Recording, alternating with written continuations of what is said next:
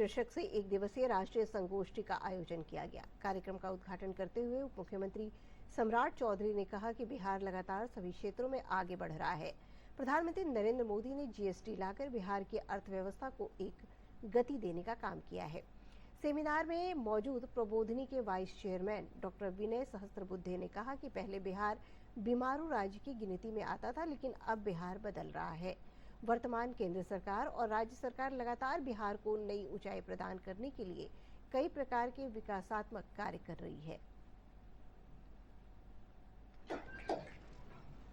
हमारी अर्थव्यवस्था तो 60,000 करोड़ रुपया भी हमको अपना संसाधन से नहीं आता, लेकिन हम जीएसटी से जैसे ही जुड़ते हैं तो आपको जानकर आश्चर्य होगा कि बिहार जैसे राज्य को जीएसटी के हिस्सेदारी से लगभग 1 लाख करोड़ रुपया बिहार जैसे राज्य को मिलता है, क्योंकि हम मार्केट हैं। लेकिन इसके बावजूद मेरा मानना है कि हमको अर्थव्यवस्था खड़ा करनी पड़ेगी, आगे भविष्य बनाना है। बिहार की अनकही कहानी को पूरे देश को बताना, इसका प्रारंभ यहाँ पाटलिपुत्र से हो रहा है, मगर मैं उम्मीद करता हूं कि ये देश के अन्य अन्य भागों में भी ये जाएगा, क्योंकि बिहार, अगर मैं कहूं विगत 20-25 सालों के इतिहास को देखते हुए जो परिवर्तन यहाँ पर आकार ले पाया है, कि बिहार इज परहैप्स द